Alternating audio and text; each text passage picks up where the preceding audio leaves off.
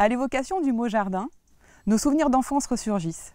Les premiers jeux avec les frères et sœurs ou les copains, les histoires qu'on se raconte avec les cousins. Et ces souvenirs, notamment sensoriels, sont profondément ancrés en nous. Le goût des framboises sucrées de fin d'été, l'odeur du foin coupé ou encore la cueillette des mûres avant la rentrée des classes. En somme, chacun a sa Madeleine de Proust au jardin. Dans cette vidéo, nous allons voir en quoi le jardin participe à la construction et à l'épanouissement de l'individu, et ce, tout au long de sa vie.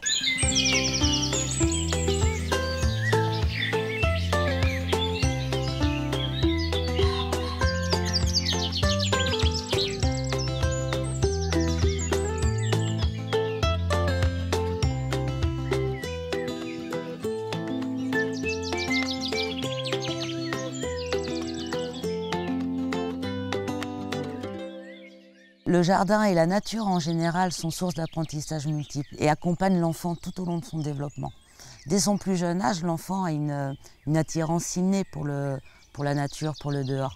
Il va être attiré par les fleurs, il va être en éveil, il va écouter, il entend les oiseaux, il va aussi avoir besoin de manipuler, de toucher, voire même des fois de goûter. Et puis en étant dehors, l'enfant, au-delà de toutes les composantes du jardin et de ce que peut lui offrir le jardin, l'enfant va être confronté aussi aux éléments naturels. Il va pouvoir sentir le vent, il va pouvoir se faire mouiller par la pluie. Et puis il va aussi mobiliser tout son corps. Il va explorer, il est dans une vraie exploration. Il va crapahuter, il va grimper, il va escalader. Il va devoir évoluer dans un terrain un peu instable, dans la terre, dans les grandes herbes des fois. Et puis il va aussi pouvoir affiner une motricité, une dextérité un petit peu plus fine, parce qu'il va être amené à devoir attraper, saisir des petites choses. Et il sait faire preuve de délicatesse et de minutie. Et au-delà d'être dans ces découvertes sensorielles et tactiles, l'enfant va aussi être en relation avec le vivant. Il va sortir de sa cellule familiale pour rencontrer autre chose, pour découvrir, prendre conscience qu'il y a d'autres formes de vie, prendre conscience du vivant. Et de fait, il va apprendre tout doucement aussi à le respecter, à être délicat, Et puis l'enfant, de tout petit, n'a pas d'appréhension. Il ne va pas avoir peur de prendre un insecte dans sa main. Les peurs, elles arrivent généralement plus tard, quand justement il n'y a pas eu ce premier contact à la nature. Il a besoin de vivre de façon régulière ces expériences du dehors. Et plus l'environnement sera riche, et plus il aura d'exploration et d'expériences à y vivre.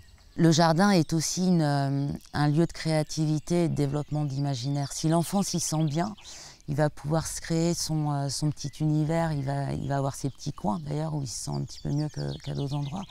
Il va pouvoir se raconter des histoires, il va pouvoir s'inventer des jeux. En somme, l'enfant grandit avec le jardin. Et nous, adultes, avons un rôle d'éducateur, d'accompagnateur et de transmetteur. Et c'est parce qu'on a établi, nous aussi, un lien fort avec la nature et avec le dehors, soit parce qu'on jardine ou tout simplement parce qu'on aime être dans la nature, qu'on va naturellement pouvoir transmettre des savoirs, à la fois les savoir-être, être patient, être observateur, être attentif, à la fois les savoir-faire, jardiner, arroser, cueillir, etc.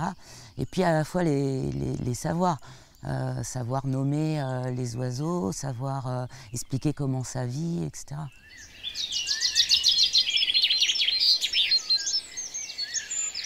Le jardin joue un rôle tout au long du processus d'apprentissage de l'enfant, mais nous adultes avons aussi à apprendre du jardin.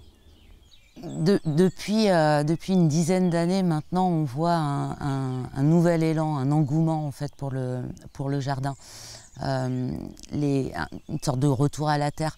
Nos grands-parents jardinaient déjà et c'était souvent d'ailleurs par nécessité. La génération de nos parents a un peu plus délaissé le jardin et nous on a un besoin d'y retourner. Mais alors d'une autre manière. Il y a beaucoup plus de dynamiques collectives aujourd'hui qui se mettent en place, notamment avec les jardins partagés. On a de plus en plus aussi de formations, d'ateliers qui se mettent en place. On a besoin de faire ensemble, on a besoin d'échanger. À la fois parce que ça motive, certainement, mais aussi parce que peut-être ça rassure. Et puis ce qui est intéressant au jardin avec la nature aussi, c'est que ça nous permet de ralentir. On est tous dans des vies un peu pressées et pressantes. Et du coup, le jardin nous renvoie à des cycles naturels, au cycle des saisons notamment, et puis à la croissance des végétaux, la croissance lente des végétaux. Ça nous amène à être un peu plus humble, à être patient, et puis à lâcher prise aussi, parce que dans un jardin, on ne peut pas tout maîtriser. Le jardin est un peu un laboratoire expérimental. On va essayer des choses, on va tester des choses, on va observer, on va faire le constat que des fois ça ne marche pas toujours comme on veut, mais on apprend et puis on refait. L'avantage des jardins, c'est aussi leur accessibilité. On n'a pas tous la possibilité de se balader en nature quotidiennement. Par ailleurs, on a tous à proximité de chez nous un parc ou un jardin, qu'on soit à la ville ou à la campagne.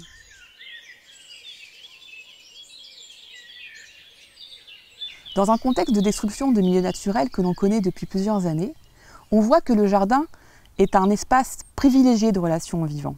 Par ailleurs, au-delà des jardins, la gestion des espaces communaux a aussi beaucoup évolué. Par l'abandon des pesticides, la nature a repris une place.